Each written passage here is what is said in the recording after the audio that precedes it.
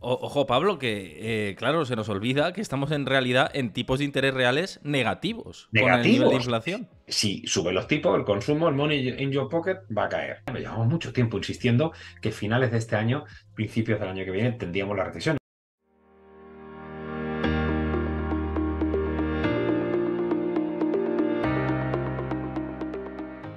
Porque está por aquí con nosotros Pablo García de Divacons Alpha Value. ¿Qué tal, Pablo? ¿Cómo estás? Hola, buenas tardes, Héctor, y buenas tardes a todos. Pues encantado de que vengas por aquí una vez más.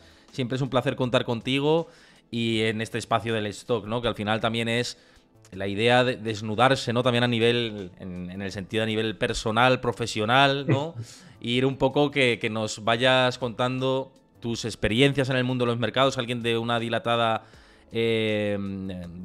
experiencia como tú tienes, viviendo en el mundo de la inversión y los mercados, pues la gente que me sigue y que sigue el canal y que sigue y que quiere formarse, ¿no? Y buscar la educación financiera, siempre le interesa, ¿no? Encontrar testimonios, ¿no? De los que lleváis ahí más tiempo, ¿no? Y quería preguntarte, inicialmente con todo esto, ligando con lo que digo, ¿cuándo es cuando entras en el mundo de los mercados y por qué? ¿Por qué te llama la atención? ¿Cómo caes? Me imagino que estudiaste economía, también por qué, ¿no? Eso y de dónde te viene después el meterte en el mundo de los mercados. Pues fíjate, Héctor, yo tengo una anécdota que es bastante curiosa, ¿no? Yo mi primera inversión la hice siendo menor de edad a través de mi padre. Y cuando estudiaba el bachiller, pues bueno, pues estudiaba bastante, ¿no? Y tenía buenas notas y podía estudiar, digamos, la carrera que quisiera. Y estaba de moda donde estudié, en Sevilla, donde nací. Y mi padre, pues como era ingeniero, pues quería que fuera ingeniero. Y entonces me preguntó con 17, 18 años, cuando estás haciendo el COU, que si quería ser ingeniero. Y yo le dije una frase que se quedó marcada. Yo le dije, papá, prefiero ser un buen economista a un mal ingeniero. Y entonces mi padre me dijo, con su acento zamorano, pues adelante a por todas, ¿no? Entonces, ese fue mi inicio y digamos, me subvencionaba los viajes de los 16 años, pues invirtiendo en bolsa, ¿eh? El dinero que tenía ahorrado, haciendo pequeñas chapuzas, pues le decía a mi padre que me dejara su cuenta para poder operar en bolsa. Y así fue, ¿no? Después tuve la suerte de empezar a trabajar en Bebo Interactivo, la que era la sociedad de bolsa de BBV. Antes incluso empecé en la Caixa, la Caixa. Lo único que aprendí, porque estuve muy poco tiempo, es que se dice la Caixa. Y pasé rápidamente a BBVA. Ahí es donde sí que estuve, sobre todo en BBV Interactivos, haciendo análisis. Después pasé al equipo de distribución bueno, pues estuve 4 años. Después ya fue una época muy buena, ¿no? Estábamos hablando de finales de los años pues 90 y tantos, ¿no? 98. Empezaron muchas casas internacionales a llegar a España. Y entonces, pues a los que estábamos en BBVA y Santander, nos hacían muchas ofertas. Yo me acuerdo ofertas de Lehman, de BNP, y terminé cogiendo la que fue más atractiva. Sobre todo también, otra anécdota con mi padre, vengo de una familia media y de 4 hermanos, ¿no? Entonces, mi padre, como yo sí tenía buenas calificaciones, me dijo que quería, pues, pagarme un máster, y yo le dije que no, que quería tener las mismas posibilidades que mis hermanos y que ya tendría yo tiempo para financiarme un máster. Y la mejor oferta de las que tuve entre Lehman, BNP y Credit Lyonnais de la época, fuera de Credit Lyonnais, que le dije que quería que me pagaran un máster, y hice pues 2 años en uno y saqué el título de analista financiero internacional, el Certificate International Investment Analyst. Hice con ellos también cursos de derivados de un año, etc., ¿no? Y saqué todos los cursos, y lo que quise es que me financiaran esos cursos de posgrado, que hice también muchos en BVA. Lo importante, sobre todo en los primeros años, la formación. Desde luego no ocupa ningún tipo de duda, ¿no? En mi formación. Y después, uno de los hitos que marcó mi carrera fue el irme a vivir Londres primero y después París, que estuve 2 años porque las cosas se torcieron en la economía en esa época, y sobre todo porque Ah, Credit ¿en qué Lyonnais, años estamos hablando de esto? pues eso hablaríamos del año 2003. 2003, que ya ha llovido, es que ya me estoy haciendo Uf. mayor, Héctor. No, nos hacemos Y mayores todos, la verdad. además me acuerdo que me fui a París, fue muy duro, porque yo siempre he dicho que vemos solo los éxitos y después te compras una casa bonita, llevas un buen coche, Pero yo me acuerdo en París, estando pagando una hipoteca en Madrid, mi primera casa, ahorrando, tuve que estar durmiendo en una colchoneta hinchable. Que no pasa nada, durante 6 meses porque no me llegaba. Y tuve que estar compartiendo piso con dos mexicanos, con otro español y compartiendo habitación, durmiendo en una colchoneta con veintitantos años, O ¿no? sea, que inicios duros, ¿no? Que se Los piensa que inicios el mundo muy financiero. duros. Claro, se piensa que el mundo financiero llegas ahí y te llueven de oro, y no es así, ¿no? No, O no, no. sea, y Uf. además mucho estrés y mucha carga de trabajo. Muy complicado. Yo hacía mi diario de mercado famoso, que llevo años haciéndolo en castellano, pero cuando yo llegué a París, ahora en mi casa se habla francés. Yo con mi mujer no nos hablamos no habla español. Entonces, nos hablamos en francés. Yo no hablaba francés cuando llegué allí. Tenía que hacerlo todo en inglés y entonces me levantaba como a las 5:30, 6 de la mañana, me iba a los morning meeting en inglés y hacía mi diario en castellano, hasta que a los 4 meses empecé a asistir a los meeting, porque antes los morning meeting eran eso, ¿no? Y el morning fax se llamaba morning fax porque se enviaba por fax. Sí, sí, aquellos que saben más jóvenes, existían. No existían los email y enviamos el morning fax. Pues yo iba al que era en francés, la gente mira, pero si tú no hablas francés, ¿a dónde vas? Y yo digo, no te preocupéis, me compré con la secretaria que era francesa los libros, son los libros de poche que le llaman aquí, que son en francés a un lado, en español a otro, y en tantos viajes que hacía de avión, pues iba aprendiendo por mi cuenta francés. Y a los 4 meses empecé a asistir a los meetings en francés, en inglés, y después tenía que hacer mis diarios en español. Y fui aprendiendo, hasta que le dije a los traders y a todos que dejaran de hablarme en inglés y que me hablaran en francés. Entonces fue muy duro porque yo no sabía ni decir bonjour, ¿no? Pero eso me sirvió, aprendí a apretar los dientes, a trabajar muy duro, estaba ahí en la esquina y terminé haciendo unas cifras pues bastante buenas para lo que era la época. Y de ahí es verdad que tuvo también otro momento muy importante, porque Crédit Lyonnais se fusiona con Crédit Agricole, y entonces me voy Ujú. para allá a París, y después Odo, Philippe Odo, conocido banco de inversión francés, se quedó con la parte de Crédit Lyonnais y entonces Filipodo me dijo que si yo era capaz de montar todo el negocio de renta variable volviendo a España. Y entonces para mí fue importante, era senior, pero no tanto, y monté todo el negocio junto con Alex Matitia, que era el responsable, que había llegado mucho antes que yo, con un trabajo excepcional en la parte de derivados. Y entonces yo fui un poco pues a hacer toda la parte de renta variable, hice mi equipo y oye, llegamos a hacer con dos chicos junior que trabajaban muy bien cifras netas de negocio de 4 millones de euros, ¿no? Para un Odo que no era conocido en España, ¿no? Con lo cual ahí sí que fue una historia muy interesante de éxito, de mucho trabajo de equipo y 8 años ahí desde que montaba Odo. Y después, como siempre, soy culo inquieto, pues entonces quise montar otras cosas, ¿no? Entonces ya fue cuando hace 12 años me vine a Mónaco y he montado muchas cosas, desde Luxemburgo, Nueva York, Londres, incluso en Alemania, etcétera, pues he montado un montón de historias y sobre todo también, por supuesto, París, ¿no? La asociación con Alfa Value ya lleva 20 años porque a Pierre Gauthier, el fundador y estratega jefe de Alfa Value, pues lo conocí en la época de Crédit Lyonnais. O sea, somos amigos desde hace muchísimos años y montamos el tema de Alfa Value, ¿no? Una de las cosas por las que he ido haciendo demasiadas cosas, quizás, ¿no? También en algún caso hemos contado en tu canal cuando monté el único fondo que ha habido europeo que invirtió en North Dakota. Mm. O las carteras que gestiono para BlackRock, QuakePoint, Teams, Exodus, Alpha One, Winston, o los fondos que asesoro, por ejemplo, de previsión sanitaria nacional, ¿no?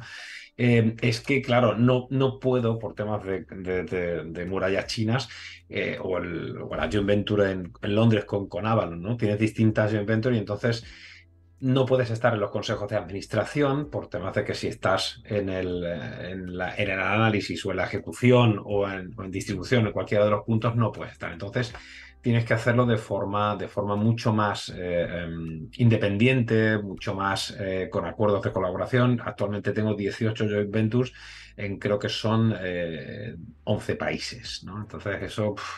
Una diversificación brutal. Luego se habla de diversificar y ese es el ejemplo, claro, ¿no? Que has Por tenido tú. supuesto, hay años que la cifra de negocios te llegaba del brokeraje, ahora el brokeraje tiene unos márgenes mucho más bajos. El análisis siempre ha estado mal pagado, pero es lo que nos gusta, eso lo decimos entre tú y yo, así que no se escuche, es lo que nos gusta, es lo que te hace sentirte reconfortado estudiando todo, porque al final lo que nos gusta es analizar balances y ver carteras, etcétera, y la gestión. Pero es verdad que, por ejemplo, hemos tenido unos años muy buenos pues, con el private equity, con los productos estructurados, se está haciendo bastante bien, con los long bridge que estoy haciendo en Alemania con un socio fantástico, que es Marshall Bridge, y funciona muy bien. Es decir, que no sabes de dónde te puede llegar el negocio porque todo está en función de centrar el objetivo en precisamente tus clientes. ¿Qué necesitan? ¿Qué quieren tus clientes? ¿Qué buscan tus clientes? Si el cliente está buscando un producto de terceros que podemos estudiar bien, o incluso últimamente he firmado también otra joint venture con SLG Wealth Management, tanto en Mónaco como en Suiza, o con Demium en startups, o también incluso pues con Qualitas Fund, ¿no? Es decir, que son productos de terceros, que son fantásticos productos que tú no llegas a hacer, pero si te gustan y haces un buen due diligence, puedes ofrecer a tus clientes. Entonces tienes digamos, el producto tuyo TIBA con Alpha Value para España, basado en el análisis de Alpha Value, pero también otros productos que pueden ser fantásticos y es una forma también de que tus clientes puedan acceder al análisis. Si al final tienes un cierto pago y el cliente no paga más, sino simplemente la gestora, una parte de esa comisión de gestión puede destinarla a ese análisis, pues en principio todos salen ganando. La situación de MiFID cambió muchísimo. MiFID Sí. era una idea fantástica y lo he hablado con muchos expertos del sector, pero la ejecución ha sido, bueno, abro un paréntesis como si no lo hubiera dicho, como el culo. Es decir, es hecha por personas que no saben de este sector, que yo insisto, yo llevo solo 26, 27 años, pero que en estos tiempos ya he aprendido un poquito de cómo funciona esto. La separación entre la ejecución y el análisis no existe, sobre todo por los bancos de inversión americanos. Y todo esto, y por no enrollarme más con mi vida, ha hecho que la banca de inversión ha cambiado radicalmente y Europa ha perdido, pero como el siete Mm. cero de Costa Rica a España. Es decir, Sí, ya sí. no hay bancos de inversión europeos y Credit Suisse ya está Ahora mordiendo el hablaremos polvo. también de eso. Sí, que la última vez también hablamos de Credit Suisse y Ujú. se corrigió un poquito la cosa, pero no se corrigió. O sea, el ¿Te ruido siguió. acuerdas, no? Que Sí, dije, sí. Ojo a los estamos cortos TDS en Credit ahí. Suisse. Claro, exacto. Exacto. Y ojo a los TDS. Y te ha ido bien el corto, por cierto. Te ha ido Muy bien. fantástico. Pero sufrí al principio, ¿eh? Sufrí al principio y ahora he abierto desde el viernes pasado cortos apalancados en el Eurostoxx 50. Que estoy ganando un 0,304, ¿eh? Porque la subida de hoy no la esperaba y me ha venido mal, pero he doblado la posición justo ahora. Antes de hablar contigo hemos doblado la posición, ya tenemos bastante metido, porque ahora explicaremos por qué para nosotros no tiene demasiado sentido. Pero lo de Sí. Credit Suisse, fíjate que al principio suele pasar que algo que no está escrito, pero lo sabemos todos, y es que cuando va a haber una ampliación de capital, cuando hay una situación tan complicada como fue la de Archegos, la de Greensill, etcétera, es decir, desconfianza en un gran banco, venido a menos, como es Credit Suisse, como le ha pasado a otros bancos. UBS también pasó por una situación muy complicada, Mm. replegó y se concentró en la gestión de activos y en los países donde de verdad, en los países europeos, es más fuerte y dejó de competir con la banca americana que desde mi punto de vista han hecho un dumping absolutamente bestial, ¿no? Pero bueno, mientras que todo venga de compañías como la de Charles Bloomberg, etcétera, pues hacen lo que les da la gana. En el caso de Credit Suisse es un ejemplo de cómo los accionistas y el propio banco, cuando saben que van a emitir una ampliación de capital, como han sido los 4.000 millones de francos suizos que ha emitido el banco, empezaron a poner dinero para soportar. Es como las OPV, ¿no? Cuando sale y Mm. ya sean market makers, ya sean los colocadores, los bull runners, etcétera, se dedican a hacer que la acción no caiga. Entonces, había un flujo de noticias negativas y algunos decían, pues no será para tanto, porque la acción no cayó, incluso subió. Eso era aberrante y eso lo que me daba pistas es de que hay que quedarse corto, no, muy cortos. Y así ha sido. Al final esas fuerzas terminan cayendo y estamos viendo que la ampliación de capital, pues, No le da. Si es que no supone hay liquidez. Si es que no hay liquidez ahí una para soportar dilución eso. brutal y que el banco tiene que rehacerse, ¿no? La verdad es que el consejero delegado lo está intentando, pero contra viento y marea. La salida de flujos, los net outflows, están siendo brutales. Hablamos ya de casi el 15%, ¿eh? Mm. Con lo cual esa prudencia y ese corto, pues tenía mucho sentido. Desgraciadamente, insisto, un gran banco, pero que está replegando. Entonces, ¿qué ocurre? Que ya que hemos hablado un poquito de una parte de mi pequeña historia, antes teníamos a un ABN AMRO, a un Barclays, a un UBS, a un Credit Suisse, a un Deutsche Bank, a un SocGen, BNP, etc. Hasta incluso un Santander llegó a plantearse un poco de corporate. Y ahora es que no hay, o incluso ABN AMRO, bueno, ya no No, digamos los Fortis, americanos. Tienes a los más Los americanos americanos y se lo han los. comido todo. todo. O sea, y claro, ¿qué ocurre? Que después llega a Estados Unidos y dice, oye, si haces cosas con Irán, si haces cosas en Cuba, si haces cosas en donde sea, no puedes operar con compañías norteamericanas. Ninguna gran corporación se puede plantear no trabajar con empresas americanas porque la banca corporativa ya está totalmente copada por la banca americana. Eso es malo, muy malo para la banca europea, que intentó contrarrestar ese peso, los suizos por un lado, los británicos por otro. En España no, en España tenemos unos grandísimos bancos, pero bancos comerciales, ¿eh? Eso está clarísimo. Y hemos puesto nuestra pica en Flandes, por supuesto, en el sur de Estados Unidos, como fue el caso en su momento de BBVA con Compass Group, como ha sido el caso de Santander, sobre todo más en México, Brasil, etcétera, ¿no? De todos es conocido. Pero lo que es la banca de inversión, que es la que al final está forrándose, o sea, es que da igual. La gran crisis financiera provocada, por supuesto, por el colapso de Lehman, pues a lo que pasó factura fue a los bancos europeos que no supieron rehacerse y que prácticamente ya no representan apenas ni siquiera un tercio. Yo creo que estoy, vamos, ni Siendo un generoso. 20% Sí, de sí. las operaciones de verdad corporativas. Es Sí. verdad que la banca asiática perdió también, por supuesto, los bancos japoneses perdieron terreno. Hong Kong tiene su plaza, porque China sigue siendo un mercado complejo, pero da igual. O sea, en mercados asiáticos importantes son los bancos americanos, da igual. Es un JP Morgan, es un Merrill Lynch, es que Goldman se lo llevan todo, ¿no? Y eso, pues es malo sobre todo para los intereses europeos, ¿no? Y eso se está notando, ¿eh? Se está notando los Mm. márgenes que hay en el picado. Hay una de las historias que yo comento, que siempre es que no me sé morder la lengua, que son más vergonzosas desde mi punto de vista, relaciona un poco con MiFID. Fíjate que a la hora de pasar las órdenes, sacamos lo del Best Execution, por supuesto, todo motivado por esa pantomima del MiFID, que no pantomima, insisto, por el concepto me parece fantástico, pero la implementación es un auténtico bodrio. Y es que los bancos americanos han aprendido muy bien la dinámica de Google y Amazon, etcétera, del Big Data. Prácticamente, y eso pasa con incluso el block trade de Bloomberg, te ofrecían la ejecución prácticamente gratis. Y si no fue gratis es porque alguien les dijo, oye, que se os ve demasiado el plumero, pon un punto, 2 puntos básicos, ¿no? Que nadie puede competir contigo. Y es que el negocio no está en el trade, el negocio está en el flujo. Es decir, imaginaros si yo tengo una gran cantidad de flujos, ¿no? Puedo llegar con un 25-30% del flujo del mercado, como se están restringiendo el número de brokers. Yo digo, no, es que yo creo mi sección de análisis es totalmente independiente. Hacemos la trompetilla, ¿eh? Y entonces yo lo que hago es acumular órdenes. Entonces, por la mañana tengo órdenes de compra, órdenes de venta, boom, a saco. ¿Qué voy a hacer con mi prop trading o proprietary trading? Que por supuesto hay murallas chinas, ¿no? Imaginaros las murallas chinas en el siglo XXI con los móviles y tal, ¿no? ¿Dónde quedan? Entonces, yo tengo una serie de flujos que estoy acumulando porque estoy dando unas tarifas muy bajas o gratuitas. El producto, como solemos decir, ¿no? Eres tú. Es decir, yo doy esas órdenes y entre todo acumulo. Y yo ya sé la tendencia del mercado. O puedo anticipar qué va a hacer. Si Telefónica, que no lo sé, cruza 100 millones de euros al día y yo tengo órdenes sobre Telefónica por 30, 40 millones, puedo intuir por dónde van los tiros. Con lo cual, pues puedo hacer de mi capa un sayo.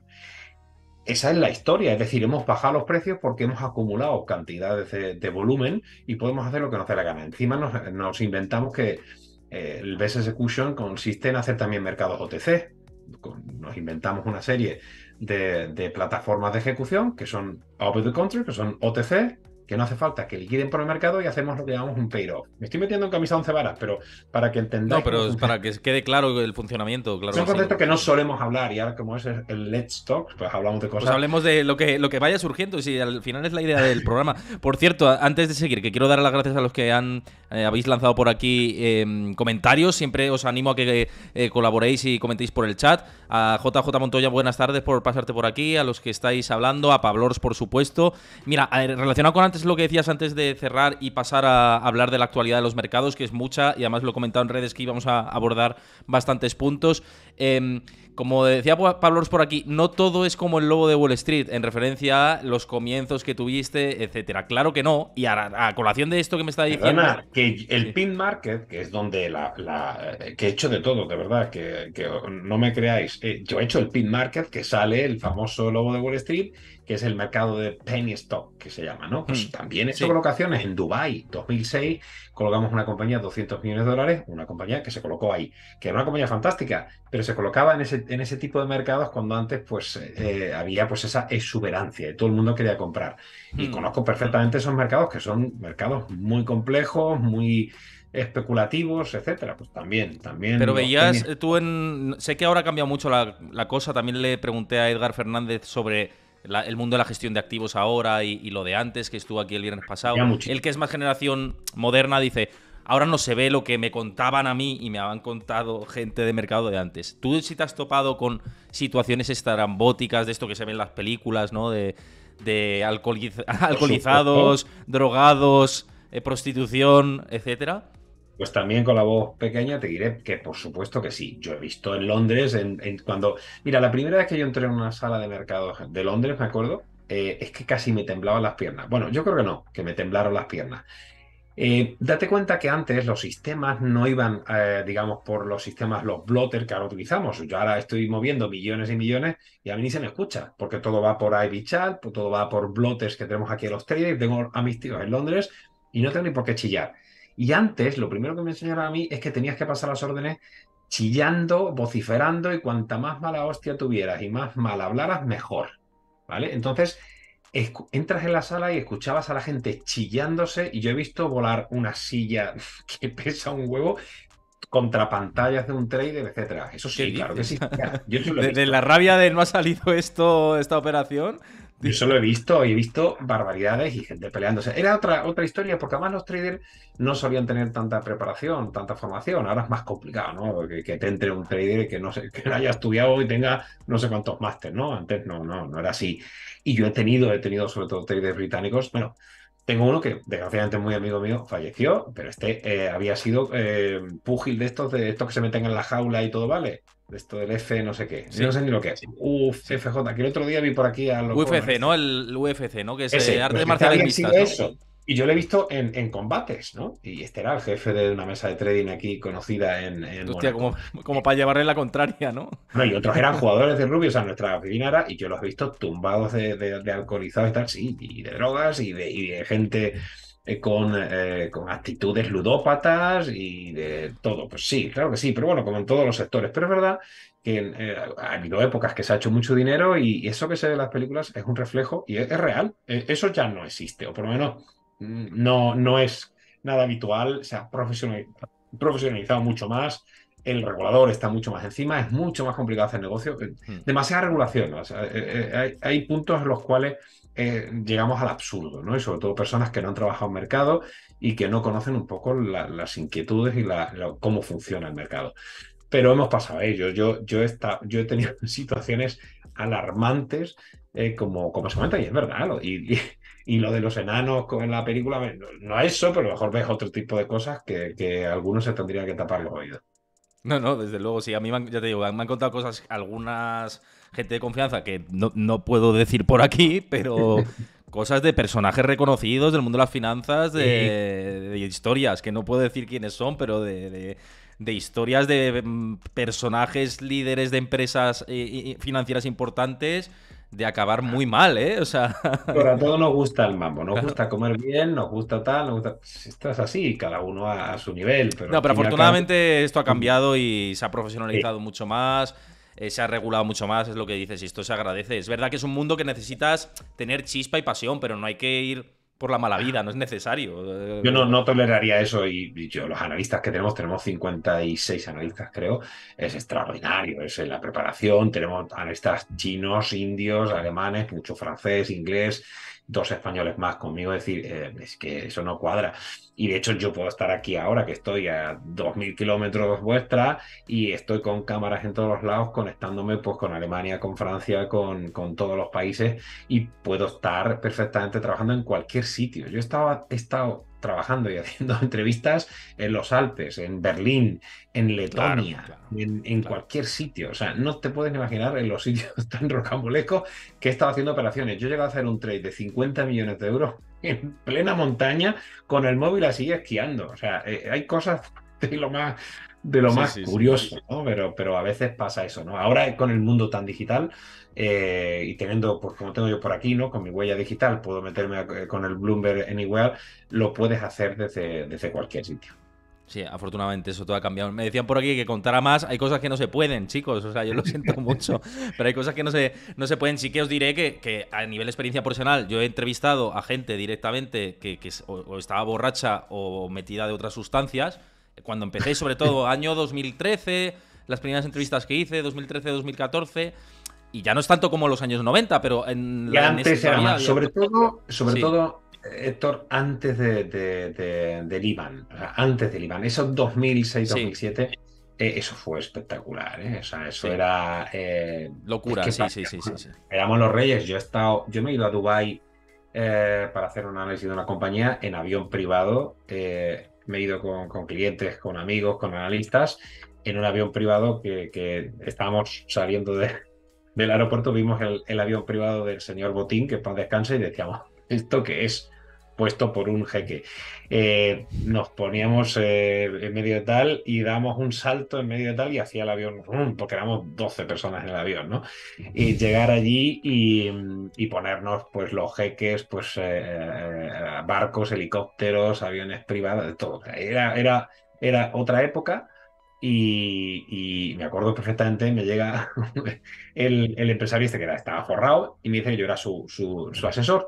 Se encuentra en el rellano de un hotel de Dubái y entonces me dice, oye, se encuentra con un amigo, un escocés, que vivía también en Londres, y dice, oye, no, que he venido por aquí a comprar un banco, a ver si tu asesor me puede ayudar.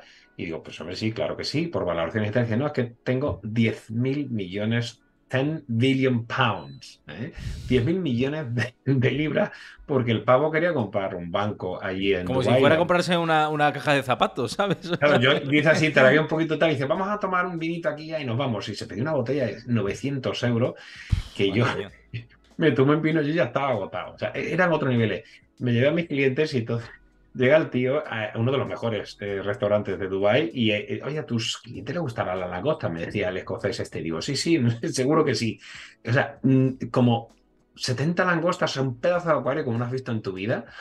El tío hace vaciar el acuario entero de langostas, no lo pone ahí. O sea, sobraron langostas a no sé qué precio, que mi madre me mataría. Mi madre me diría, oye, dile que te haga el Dobby Pack y que te meta en tupper todas esas langostas. O sea, era un derroche, pues eso. Y cuando después llegas al Back to Reality y te das cuenta que, o sea, te tenías que parar. Pero sí, sí, Claro, sí. eso tenía que cambiar. Eso tenía que cambiar. Sí, Viajar en sí, sí. avión privado de gente, Sí. pues estamos hablando de multimillonarios y tal, y todo lo que se Pero hacía es que era lograr todo, en el general, cambio. era así, Pablo, porque en el periodismo yo no lo viví esa época, pero me contaban de regalos a la prensa de un Uf. teléfono móvil, una maleta, un. O sea, Y a yo eso no lo he 500, vivido. A eso, mí me han, eso se a mí me han acabó. dado, a mí me dan bolígrafos, tío, pero. ¿sabes?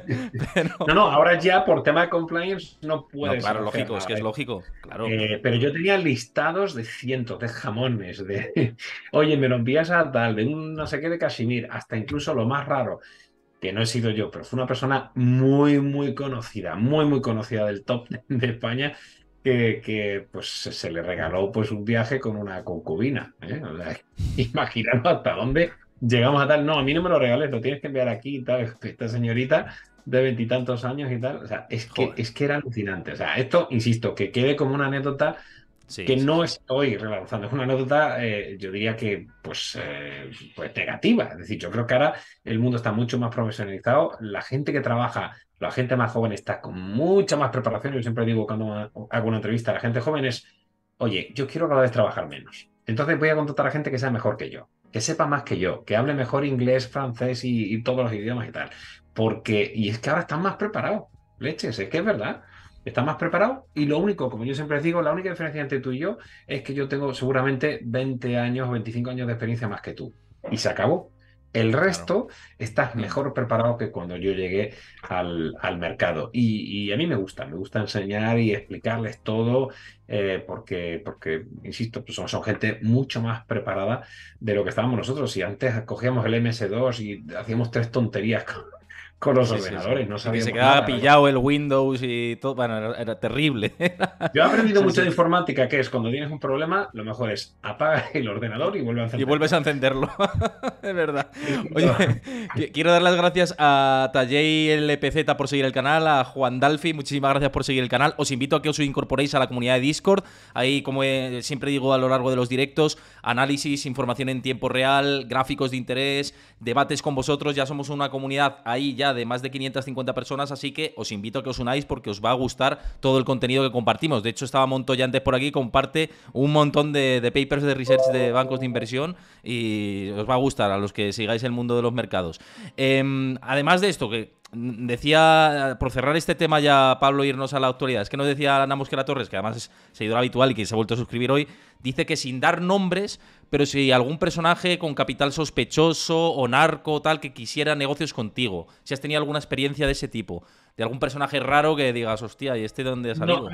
a ver, no narcos, porque siempre he huido de esas historias, pero sí personajes públicos de alto nivel, pues sobre todo con cartera de, digamos, de contactos. Gente que está en la política y que no, obviamente no tiene la capacidad de generar, pero esa es siempre la simbiosis desgraciada que hay entre el poder y el dinero, ¿no? El que tiene Ujú. poder político no tiene dinero, eso es así. Alguno piensa que es que los sueldos de los ministros, pues como podéis imaginar, cualquiera que tenga dinero, cualquier empresario, es que, imagínense, pero ese empresario busca el poder.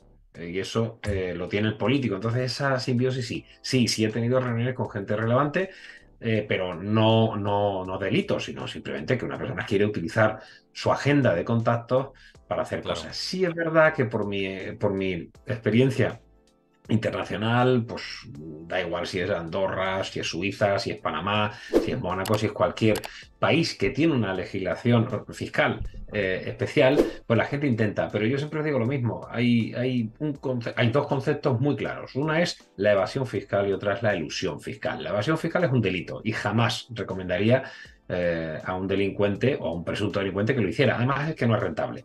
Y la elusión fiscal consiste en conocer las normas fiscales para sacar el máximo rendimiento dentro de la legalidad. Con lo cual, no creo que sea un delito, pero sí es que empiezan a aprender de cómo maximizar esa función fiscal que yo siempre he hecho y que recomiendo a mis clientes. Y, bueno, pero es que eso es, lo haríamos todos, ¿no? Y eso que no sea un delito. Por eso yo estoy aquí, tengo que estar todo el año en una casa pequeña, Claro, claro. y porque esos países son países especialmente caros.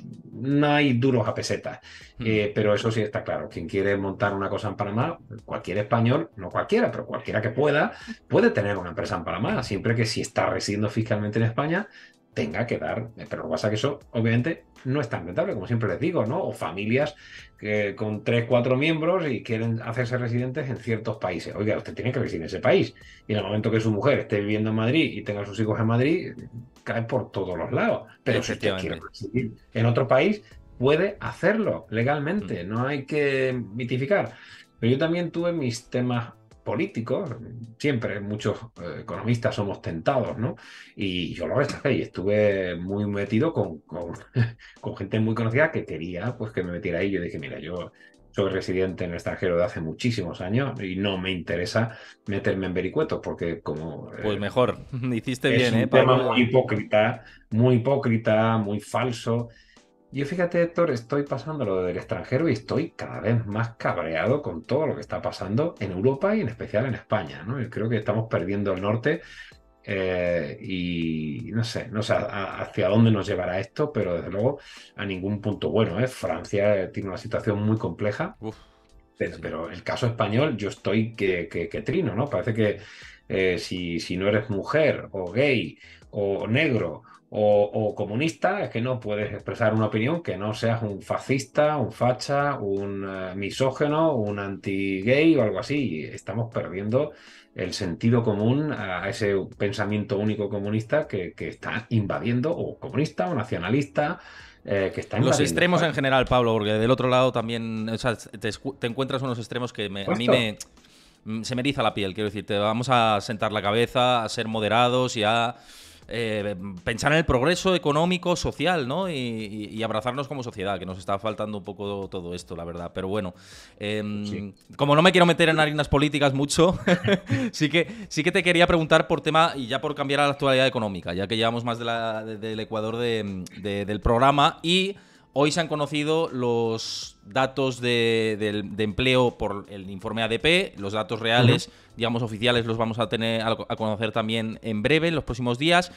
Eh, y muestra ya desaceleración, ¿no?, en creación de puestos de trabajo esta encuesta, que siempre, además, suele acertar bastante luego en cómo va el ciclo de la economía. ¿A ti te preocupa de cara a que ya puede empezar a enfriarse el mercado laboral de Estados Unidos, aunque los datos oficiales muestran fortaleza, pero de cara a pensando 2023, ese efecto de tipos que todavía no se ha trasladado del todo a la economía real más allá del mercado inmobiliario, que se está Ujú. deshinchando de manera abrupta, ¿no?, con esas hipotecas por encima del 7% que alcanzaron de máximos? ¿Crees que de Ujú. ahí ya 2023 sí que subirá el desempleo de Estados Unidos? Hoy Janet Yellen decía, hoy no sé si ayer o hoy, pero decía en sus últimas declaraciones, una tasa de paro saludable en Estados Unidos es el 4%. Claro, por encima del 4, y si nos vamos al 5, al 6, 7, que en las Ujú. recesiones siempre ha pasado esto, ya entraríamos en problemas. ¿Tú cómo lo ves todo este esquema? Pues que es una recesión que estamos buscando para bajar la inflación y no debe sorprendernos. Y está tardando en llegar porque, como siempre hemos dicho, los mercados quieren las cosas para ayer y la causa-efecto tarda en llegar. Pero si queremos bajar una inflación galopante, y lo hemos visto en los datos, ya no solo el 7,7% de Estados Unidos, el 10% que ha bajado la inflación precisamente hoy en la Unión Europea, o incluso Reino Unido, que tendremos que conocer si bajan del 11%, las subyacentes siguen siendo galopantes y preocupantes, esa inflación anclada. Por lo tanto, si estamos todavía buscando una política monetaria restrictiva, como bien comenta el señor Bullard o algunos otros miembros de la Fed, es normal que el mercado laboral tenga que resentirse, lo hemos comentado muchas veces, y es sentido común. Es decir, con las hipotecas que llegan al 7%, la tasa a 30 años ahora está un poquito por debajo, con, digamos, esa recesión en ciernes, es absolutamente normal que esto ocurra, ¿no? Y mucho tiempo está durando, porque incluso también las cifras de empleo en Europa son razonables. Fíjate que yo vuelvo a insistir en mis notas el excesivo optimismo sobre la recesión. Hay que mantener el optimismo, ¿no? Para que es la mejor manera de que no cunda el pánico. Los políticos mienten porque tienen que mentir, es su trabajo. Es decir, un político no puede decir lo que yo puedo decir como analista independiente, simplemente porque si un político viene a decir que España no va bien o que España no está en la primera división, parafraseando lo contrario a lo que dijeron algunos políticos, cundiría el desánimo y el pánico. Excesivo optimismo respecto a la inflación, los tipos. Excesivo optimismo respecto a los resultados empresariales. Es decir, con unos niveles de endeudamiento de economías domésticas, empresas y administraciones públicas tan altos y subiendo los tipos, ¿qué vamos a tener? Pues que se van a endeudar menos, o que la deuda puede provocar una mora galopante, que los resultados empresariales se van a revisar a la baja. La reapertura de China, otro de los casos que hemos comentado muchas veces, que, oiga, es que la reapertura de China no ha llegado y estamos hoy, por ejemplo, viendo los staples, todas las compañías de lujo, cotizando como si ahí no pasara nada. Y lo que hemos visto son unas revueltas. Yo me he metido a mirar vídeos en China absolutamente kafkianos. El conflicto de Ucrania, tres cuartos de lo mismo. Fíjate, por aquí, yo creo, mira, lo tengo por aquí, para que vean que no les hablo de mentira. Esto es mira, ahora se ve. Sí, Es un ahora sí. billete ucraniano. Esta es moneda ucraniana.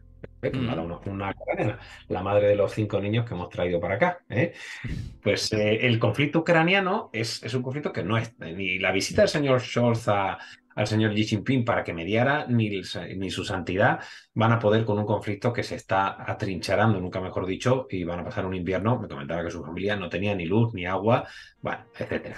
La crisis Terrible. energética, que no el optimismo sobre la crisis energética es tremendo, ¿no? Hemos tenido una bajada de la inflación de la tasa general porque ha caído el precio del crudo. Si no, apaga y vámonos. Y eso no está todavía atado. Y por último, los ratos con finanzas del mercado. El Fear and Greed, el Momentum Spread Dynamic que tenemos en Diva con Alpha Value, que tenemos en nuestra web, que está en máximo optimismo. Y Europa, hoy lo estaba preparando para el diario de mercados de mañana, lleva una performance de casi el 10% desde el 12 de octubre. Europa respecto a Estados Unidos, comparando el Eurostock 50 con el Standard Poor's, ¿no? Es decir, pero bueno, ¿de dónde nos llega este optimismo? Y la frase que acuñaba y que comentábamos en un programa contigo es: ningún mercado bajista pues ha finalizado antes de que empiece una recesión. Y la recesión todavía no ha empezado. De Guindos hablaba que el cuarto trimestre y primer trimestre del año que viene tendríamos probablemente la recesión. Y con un mensaje mucho más hawkish por parte de Christine Lagarde y, por supuesto, el señor Knot, el presidente del Banco Central de Países Bajos, o incluso de Guindos, que lo tenían ahí un poco a tú no hables que va a subir el pan, ¿no? Al final todos están empezando a ser más sensatos. Y estamos siendo más hawkish que un poquito que el señor Powell, y de ahí que tengamos esa pequeña apreciación que hemos tenido del euro. Eso te iba a decir, ¿no piensas que el discurso más hawkish tiene que ver para tirar del euro al alza y no importar tanta inflación y un poco relajar ahí precios, ¿no? Por lo A derivado de la ver, energía, digo. A ver, es cierto que cuando tenías el precio del crudo más alto, te venía bien tener un euro depreciado, porque al fin y al cabo estás pagando en una moneda, en dólares, el precio del crudo, con lo cual te venía bien para pagar la factura energética. O sea que, bueno, no ha sido mal momento. Ahora, pensar que el mensaje va a ser más hawkish porque queremos que se aprecie un poquito el euro, si es que al final eso va a perjudicar a las exportadoras europeas. De hecho, Sí. los resultados del tercer trimestre de Europa han sido mejores de lo previsto, en gran medida gracias a esa depreciación del euro. Por lo tanto, yo creo que va más porque el Banco Central Europeo ha visto que la inflación no cae y que la subyacente sigue subiendo, incluso en países como España, que tenemos la segunda mejor tasa de inflación después de Francia. La subyacente ha subido, creo, si no recuerdo mal, al Una seis coma décima. tres por ciento. Sí, sí. Es decir, no estamos consiguiendo aplacarla. Por eso, para mí, por lo que me he quedado corto del Eurostoxx 50, ya veis que yo, como siempre intento dar en las charlas que doy, eh, cuento el análisis y os digo lo que hacemos los clientes, los inversores institucionales. Es decir, yo estoy corto del Eurostoxx 50 desde el viernes pasado y hoy he vuelto a doblar la posición. Estoy igual, estoy ahora ganando un 0,2, 0,3%. Pero creo que los bonos otra vez han empezado a chirriar y podíamos tener algún... Fíjate, lo digo de otra forma, es decir, todo el mundo ahora veo que está justificando: "Ah, es que Europa lo ha hecho muy bien", por supuesto por la composición de los índices, ¿eh? No es que se confíe más en Europa, sino que como tenemos más peso de cíclicos pesados como petroleras, metales y minas y sector financiero respecto al Standard Poor's, que está más relacionado con el Nasdaq, ahí está el outperformance, porque el Dow, sin embargo, tiene un performance muy relativo, muy parecido al Eurostock. Entonces, si ahora el Eurostock cae perfectamente desde los 3.964 puntos del cierre de hoy a los 3.600, todo el mundo diría, bueno, normal, se ha pegado un rally del 22% desde el 12 de octubre, es normal, ¿qué tal? Bien, pues esa es una de las cuestiones, ¿no? Lo difícil no es comprar, es vender, porque siempre nos queda el medio plazo, el largo plazo para las personas más mediocres, ¿no? Estás perdiendo y bueno, es que esto vale mucho más y promierdas, como yo digo, ¿no? Y terminas comprando. Señores, Mm. esto se ha puesto caro respecto a unas expectativas que tienen que bajar sí o sí. Y todavía no se ha dado la recesión y estamos hablando ya de un rebote basado en qué. Es un rebote técnico, un rebote de mercado bajista, que había mucha sobreventa. Y como siempre explico en las charlas, hay que comprar con el hastío y vender con la codicia. Eso parece de perogrullo, pero la gran mayoría Pero, no lo pero la hace. gran mayoría lo hace al revés, No lo hace. efectivamente.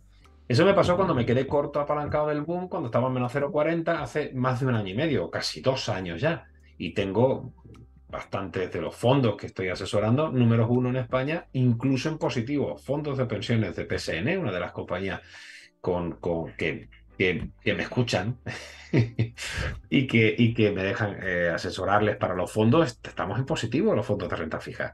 Pero es que a los dos fondos siguientes les sacamos como 500 puntos básicos. Solo fue por esa teoría de que este año la renta fija se le iba a pegar y que la inflación no iba a ser, como estaban diciendo, temporal, como me habrá recordado en algunas las mentirijillas del señor Powell o las mentirijillas de la señora Lagarde, y por qué estamos ahí. Pero ojo, hace ya cuestión de un mes hemos cerrado las posiciones cortas apalancadas y estamos neutrales. Todavía no estamos comprando renta fija. Yo creo que Ni renta fija a larga duración de Estados Unidos, que hay mucho gestor que está ya ahí poniendo correcto. la Bueno, caña. pero a ver, si inviertes en Estados Unidos tienes que tener un poco en cuenta el tema de la divisa. Pero sí creo que hay una oportunidad ahí, precisamente. El Tibón estaba hace nada por arriba del 4%, incluso el Yield que se nos fue con el tema del famoso plan fallido y bastante cortito de la señora atrás.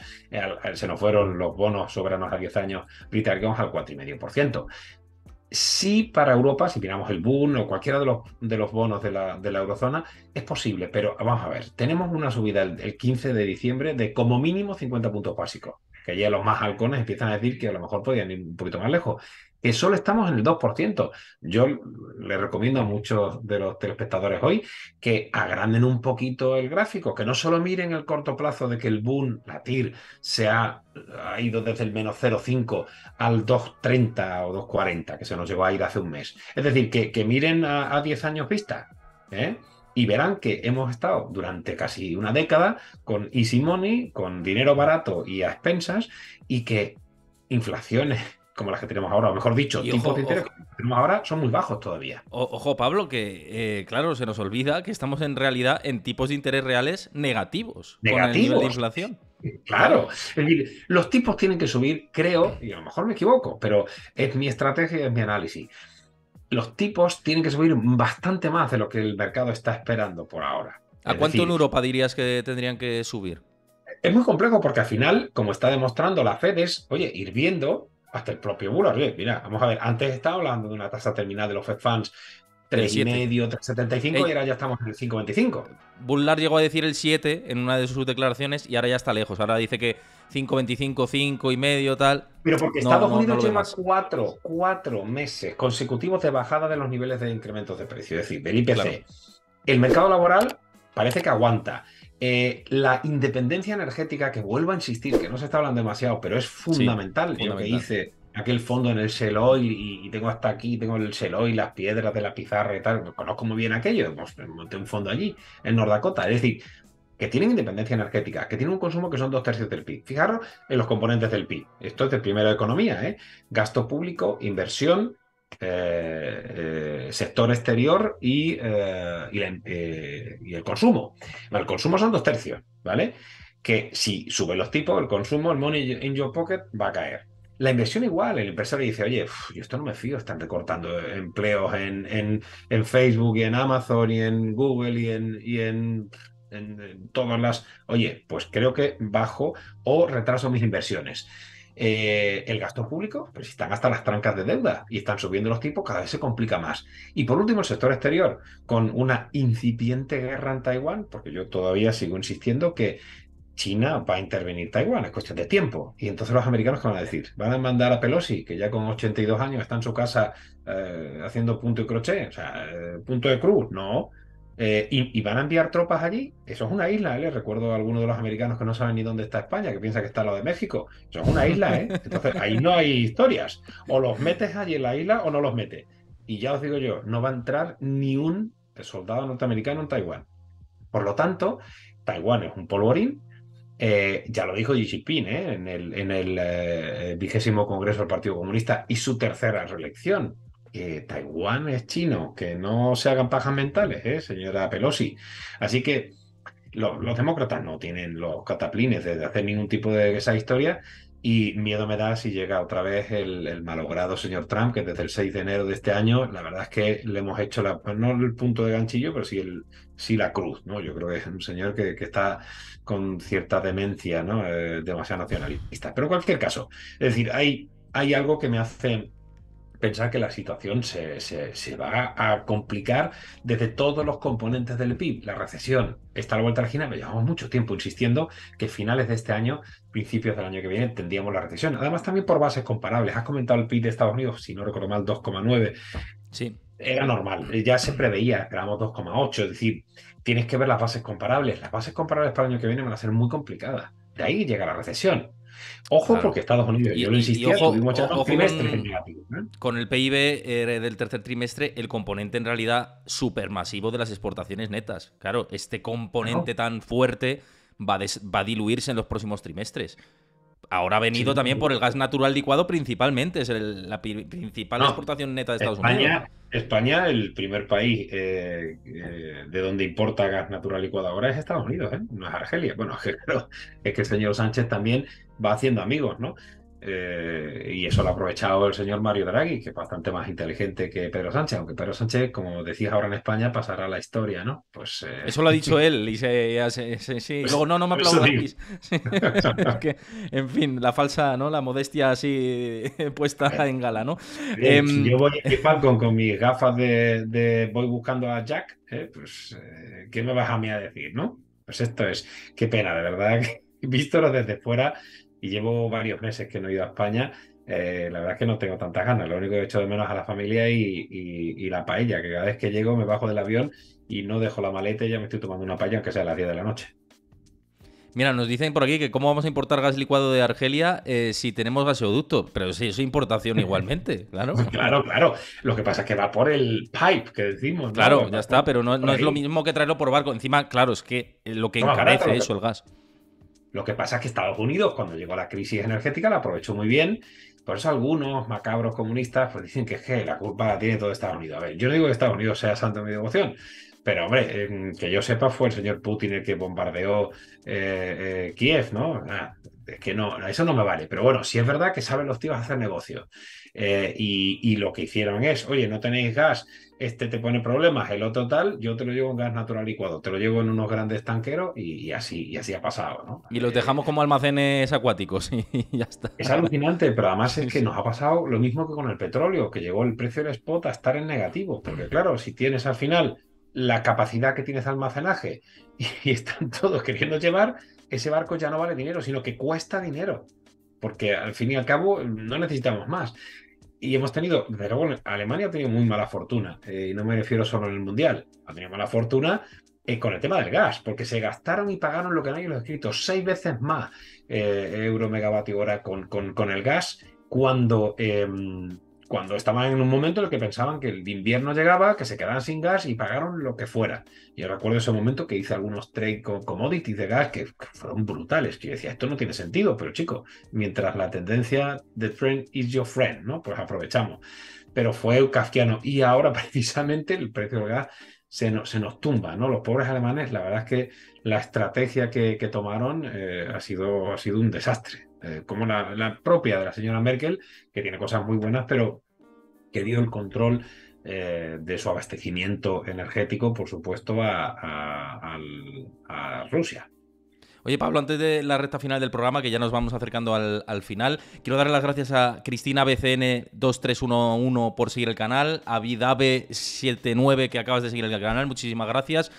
Os invito a los que estéis por aquí, que seáis nuevos y os está gustando la charla, que sigáis el canal y que os unáis a la comunidad de Discord, que os mandará por ahí Chris el enlace, donde hay información al momento, análisis, gráficos, debates con vosotros, os digo los invitados y cómo van a ser mis programas de Twitch, si estoy yo solo y lo que analizo, etcétera. Así que uníos, que vamos haciendo familia bastante grande por ahí.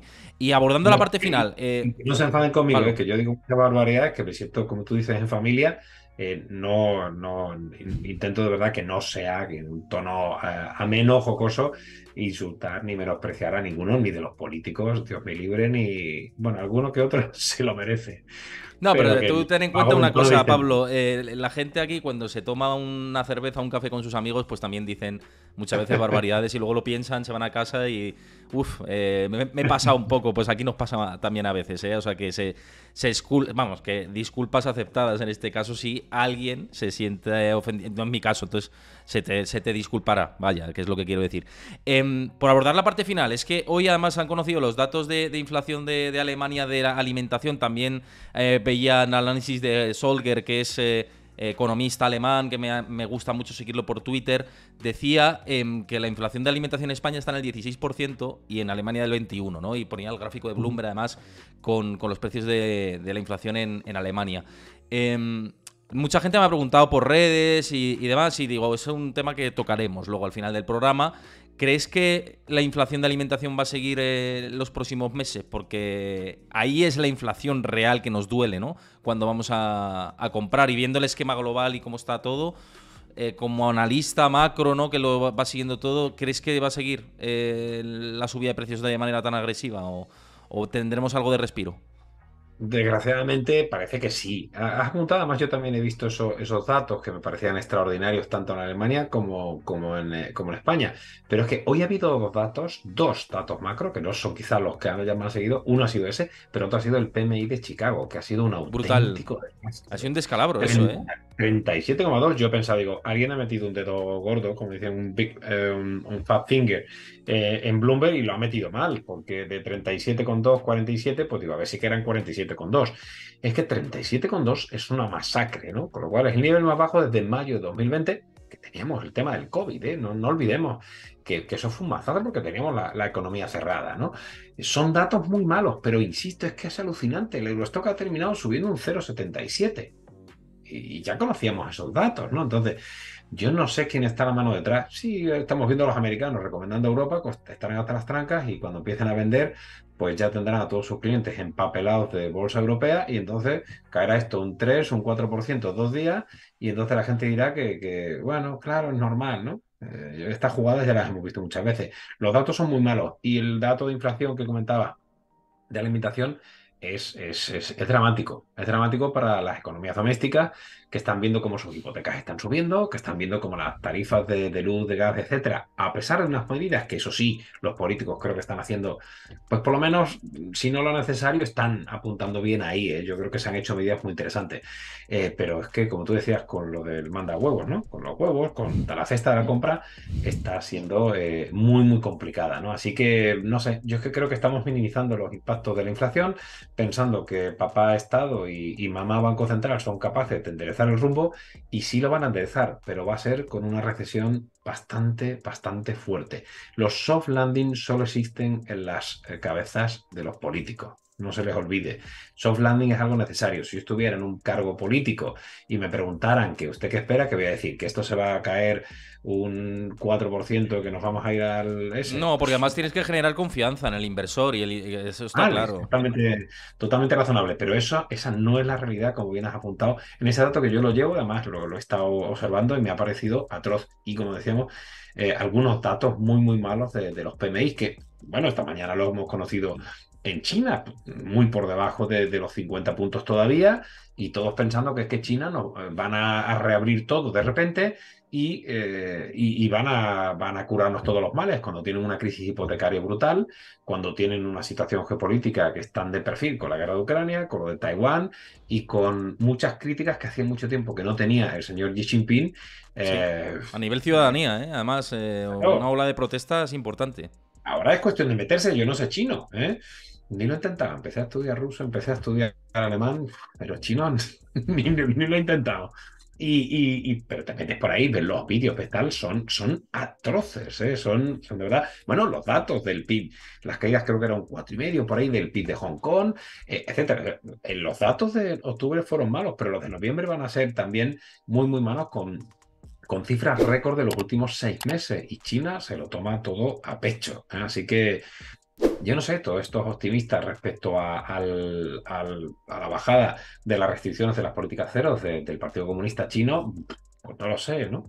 Así que, No sé qué bueno, va a y pasar con todo eso, pero en desde luego, Francia se ha sí. incrementado, ¿eh? Esto, ojo, porque aquí en Francia hemos escuchado que va a volver a imponerse el tema del uso de las mascarillas en el transporte público, que no era necesario. En los aviones todavía que entran en España es necesario el uso de mascarillas, pero y se han multiplicado por 2 los casos recientes de COVID y estamos empezando a ver otra vez. O sea, no quiero ni pensarlo. Bueno, alguno dirá maquiavélicamente que así nos pulimos la inflación, ¿no? Porque si estamos todavía otra vez todos en casa, bajarán los niveles de producción, Pero la bajarán los pescadilla niveles que de se muerde la consumo cola, otra vez volvemos a lo y, mismo, y- ¿no? y ya está. Pues No, si nada, eso cada pasa. 3, Sí, 4 años lo arreglamos así. Si eso pasa, Pablo mueve la liquidez ya, Eso para pasa, la hay que bolsa. comprar Netflix. Claro. Hay que comprar Netflix y todo lo que sea Y el do Zoom, it ¿no? yourself, Claro, los de bricolajes y bueno, ya sabemos lo que pasó en marzo de 2020, con lo cual oye, ya sabemos lo que hay que hacer, ¿no? Y cómo hay que invertir. Pero bueno, bromas aparte, no se espera eso, no, pero claro. yo no soy tan optimista con que China nos vaya a arreglar la deflación que nos llegó con una crisis inmobiliaria muy potente. eh, yo, francamente, no lo veo. Hoy estábamos escribiendo una nota de análisis también para mañana en el diario Mercado, que lo hacemos todo en castellano, eh, que seguimos sin verlo, que los niveles de actividad en China no demuestran esa solidez como algunos están demostrando, pues que lo arreglen los chinos, ¿no? La desglobalización, que la venimos comentando también desde hace tiempo, Mm. es una realidad. Hay muchas compañías, hoy hemos visto alguna compañía que ha dicho, oiga, yo sigo teniendo problemas de suministro. Y eso parece que no está cambiando en el corto plazo. Y ya no podemos echarle la culpa al COVID, ¿no? No sé. Yo creo que la recesión va a ser dura, desgraciadamente, la vamos a sufrir todos. Y lo que hay que prepararse. Por eso esos cortos que estamos hablando, por eso la renta fija todavía ya he neutralizado las posiciones. Han sido un éxito rotundo este año y medio. Y ahora tendente, y pienso que algunos analistas tienen razón. Lo que pasa es que esos son los analistas que estaban comprando renta fija desde hace ya un año y medio. Yo siempre digo lo mismo. Si me estás recomendando que compra 10 y después me recomiendas que compra 7 y después me recomiendas que compra 5 y después que compra 2, ¿y con qué coño te crees que he comprado cuando estaba a 10? O sea, ¿tú qué crees? ¿Que tengo dinero a expensas? Yo ya Infinito, estoy claro. comprado a 10, a 7 y a 5. No me vuelvas a decir que a 2 tú comprarías, porque ya no tengo dinero. Lo tengo pillado a 10 y a 7. Entonces, yo tengo alta dosis de liquidez. Alguno puede decirme, pues te he pillado porque con la inflación tan alta, ya, pero es que cuando no lo veo claro, lo mejor es reconocerlo. La estrategia se le viene hasta ahora, hemos cogido un poquito el rally, no lo máximo que hubiéramos querido, porque hace ya 2 o 3 semanas el rally en Europa ya no está, estamos bastante planos. Y no creo que deba merecerse una prima tan brutal Europa respecto a Estados Unidos. Y creo que el mensaje de Lagarde va a ser más hawkish de lo que estamos viendo o de lo que deberíamos ver incluso en Jerome Powell, ¿no? Pero esta condescendencia que estamos viendo en los mercados últimamente, yo creo que no está acorde con la realidad macro y la micro que nos viene, que será Mm. pues un poquito más tarde.